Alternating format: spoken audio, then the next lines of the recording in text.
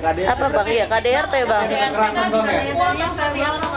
Ya tentunya kalau kita gugatan ini tentunya ada secara psikis ada lah. Kira-kira begitu, tapi kita nggak bisa buka banyak-banyak, nanti mungkin seiring waktu kita akan buka saat ada persidangan itu selesai. Kalau kekerasan itu nanti kami akan ungkapkan di pengadilan, tapi yang pasti saya memang bisa dibaca di dalam gugatan sendiri ada kekerasan verbal. Kekerasan verbal itu ya sangat meneror buat Nyai gitu, kehidupan Nyai, keselamatan Nyai juga. Jadi kekerasan yang kami hanya bisa ungkapkan sekarang adalah kekerasan verbal dulu. Fisiknya nanti akan kami jelaskan. Sangat luar biasa, ada sangat luar KDRT biasa, kayak Mas itu kayak ada fobia lah.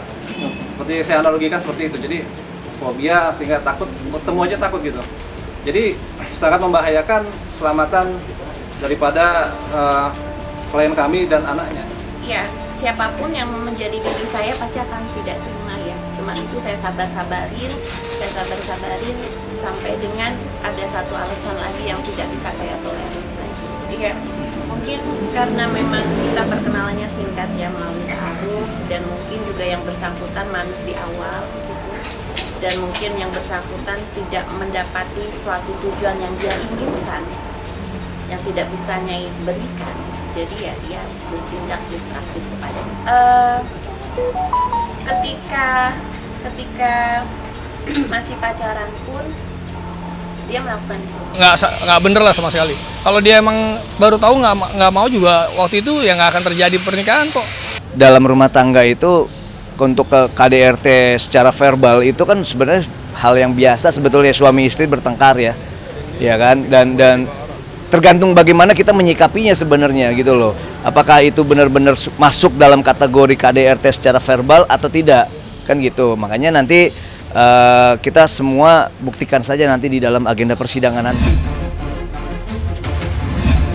Itu kamuflase. Oke. Mas Andri, tolong dong. Kita sudah tahu sudah kerah. Oke. Tegak nih. Iya. Nyai bisa bilang ya, Mas Andri udah cukup ya. Mas Andri udah cukup tua ya. Dengan kronologi kawin cerai. Yang bersangkutan tidak yakin atas jawabannya untuk berapa kali dia kawin cerai. Nah, otomatis dengan beberapa kawin cerai, yang sepengetahuannya 4 kali ya. Di luar itu mungkin masih ada. Dan itu pasti ada track record dong. Seorang istri dari yang sekali dan beberapa kali itu meminta cerai karena apa? Dan semuanya karena wanitanya minta cerai. Itu pasti karena ada something wrong di dalam diri laki-laki itu. Nah, sekarang menarik lagi kamuflase, mendiskreditkan karakter Nyai dengan Nyai pergi menghindar karena dia lebih membela mamanya yang baru sakit gitu, dan mosok suruh memilih foto yang buah. Itu sangat tidak benar. Rasa sakit ini banyak sekali ya teman-teman media yang perempuan pasti bisa merasakan apa yang dia rasakan. Ketika suami Anda, kekasih Anda melakukan hal berkali-kali yang membunuh rasa kesetiaan di diri Mbak, Ibu, semuanya gimana? Pada posisi itunya barusan merasakan sakit, yang rasa sakit luar biasa, lahiran normal, yang baru pertama kalinya nggak punya pengalaman sama sekali. Ketidaksetiaan itu dilakukan sepanjang pernikahan. Oke, Nyai maafin. Tapi the golden moment adalah setelah Sultan lahir dilakukan lagi. Dan timingnya saat malam itu ibunya sakit, tapi dia melakukan lagi suatu interaksi ya. Interaksi itu baik telepon, WA, entah bertemu, kan saya udah nggak ketemu lagi nih, dengan beberapa wanita idaman lainnya gitu. Nah, tapi dia tidak akan, makanya mana ada sih maling aku. Nah, jadi tidak ada alasan ibunya sakit, fotonya buang, itu enggak, itu kamu.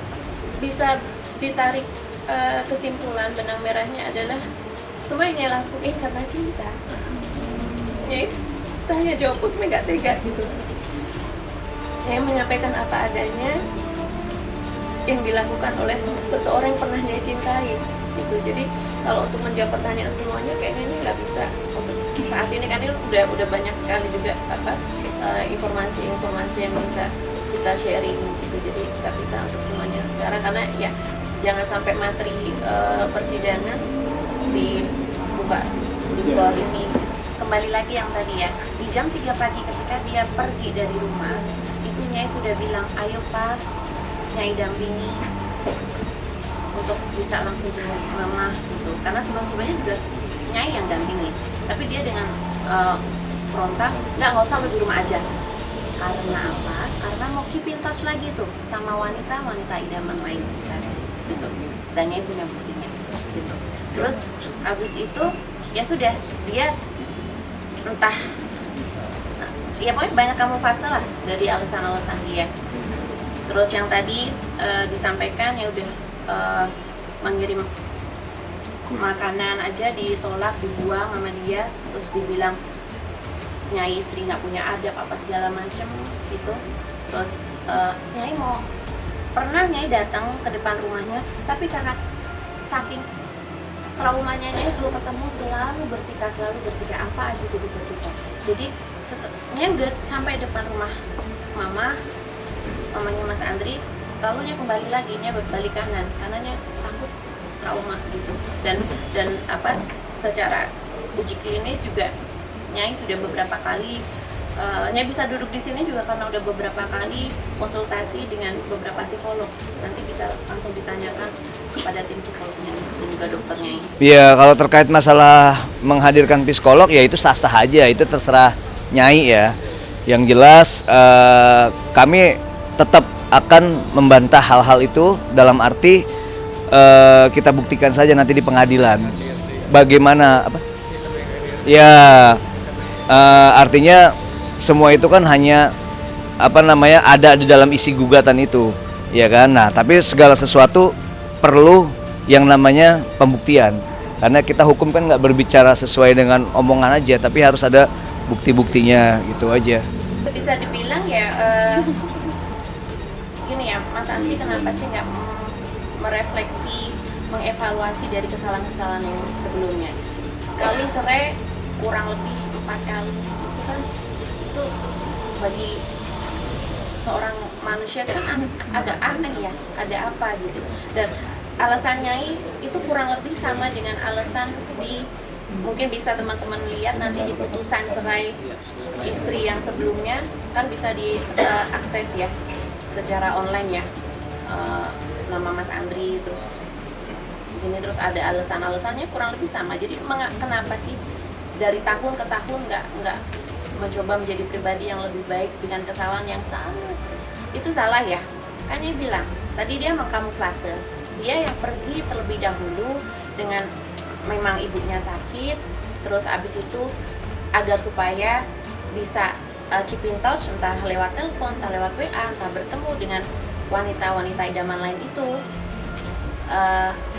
Terus beberapa hari setelah dia pergi, Nyai baru pergi. Karena apa? Karena Nyai udah trauma nih. Kenapa sih sakitnya si Mas Andri ini? Nyai bilang sakit ya karena nggak sembuh-sembuh. Kok terulang lagi gitu. Dan ngeblok ya karena Nyai udah trauma, sangat trauma.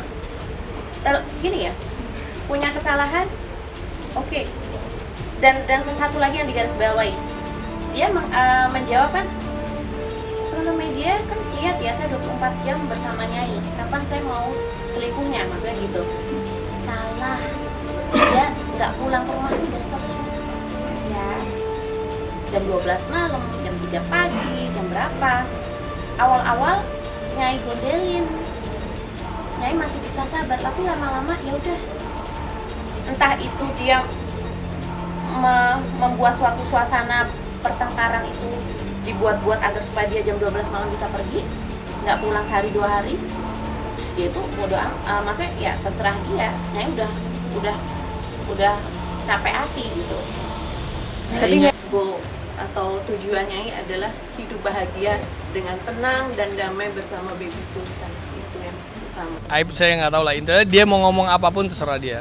Allah maha melihat, Allah tahu semuanya apa yang saya lakuin dan apa yang saya perjuangkan buat dia dari awal dan dia tahu kondisi saya dari awal seperti apa gitu kan, sampai nggak ada ya kayak gini, saya sampai vakum dulu untuk dengan adanya dia, saya ikhlas jalin aja karena buat saya ada masanya saat ini orang itu bisa naik, bisa turun, udah itu aja. Terkait masalah isu yang berkembang seperti itu, kami sebagai kuasa hukum kami akan membantah itu. Artinya kita buktikan saja di pengadilan, ya, dengan bukti-bukti yang mungkin mereka sudah siapkan ya. Dan kami sebagai pihak tergugat juga akan menyampaikan hal-hal keberatan kami, ya kan. Kami akan memberikan jawaban terkait dengan adanya gugatan Nyai terhadap klien.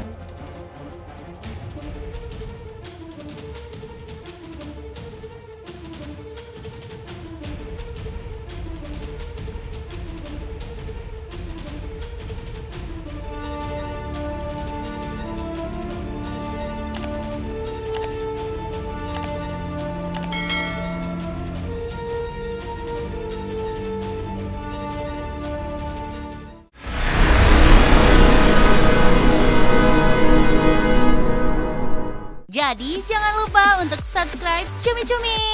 Ditekan ya tombol lonceng merahnya.